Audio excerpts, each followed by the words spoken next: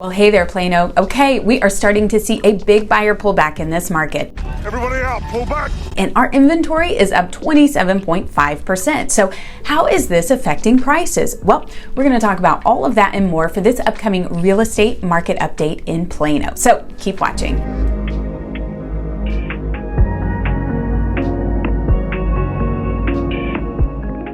Hi, I'm Jennifer Shannon. I'm a realtor with Keller Williams serving the Plano area, and I love to be a resource for all things real estate. And part of that is updating you each month on what's happening right here in our local real estate market. Prices dropped about 10% month over month for Plano. Now, if you're reading local news headlines, you might have seen some of these. Quote, about 45% of DFW home sellers slashed their asking prices in July. Or maybe this one, quote, Dallas-Fort Worth, only U.S. housing market where home sale prices dropped. I just want to point out, I did see this coming. In June's update, I predicted that we would likely see month over month shifts in pricing. Take a look. And I believe it is possible that we will see month over month shifts in pricing due to the lightened demand. And this is evidenced by so many houses dropping their price on the MLS. But overall, our year-over-year growth is still going to be strong. So don't be alarmed that this is actually happening, because when we look at year-over-year sales data, we're still going incredibly strong for sellers. Our average sales price is up 12.5% year-over-year, and we're seeing this month-over-month price drop because people are no longer offering over asking like they were, and that is what was driving prices so high. So it's not that prices are necessarily going backwards, it's just that people aren't offering these crazy over asking amounts. In July 2022, homes sold at 2.2% over the list price. In April 2022, and that was our peak this year, homes sold for 11.1% over list. So that means on average, people were offering almost $67,000 over asking. And now people are offering an average of $12,645 over asking. And that is a massive difference. And now with interest rates at 5.55% with 0.8% in fees and points, the latest data from the Mortgage Bankers Association says that mortgage applications were down 21% from where they were a year ago. So clearly buyers are pulling back. And this is interesting to me because it's actually a much better market for buyers than they've seen in a very long time. Yes, interest rates are higher, but buyers no longer have to offer these crazy over asking prices to get a house. So your additional mortgage payment on a $67,000 increase in price, and this is assuming you financed 80% of that, that would add another $306 to your monthly mortgage, plus an additional $13,400 you'd have to bring to closing in cash. So with the market getting stronger for buyers, we're actually even getting some sellers to help buy down the mortgage interest rate. So if you're a buyer who's been sitting it out because of these interest rates, the numbers might actually not be as bad as you thought. So let's take a look at those one-on-one. And plus, you have more options to choose from as far as our inventory goes than you've had in a very long time. So with all that said, let's go ahead and dive into the numbers for the real estate market of Plano. And for this data, I am looking at single-family home sales right here for the city of Plano. And these numbers are based on sales data from July. The average sales price was down to $574,757. That's up 12.5% from the year before. And new listings actually went down this month after a 5-month climb to 374 homes. And that's a 12.2% decrease from last year. The overall number of homes for sale did go up month over month because things are just taking more time to sell. And it also took a big leap from last year, and we currently have 408 homes for sale.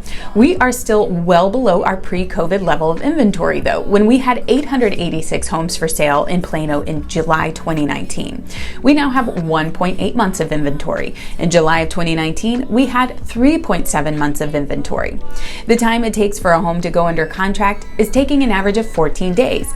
In July 2019, it took an average of 37 days before homes went under contract. Our average sales price per square foot went down from last month and is now at $221 a square foot, and that's up 18.2% from last year.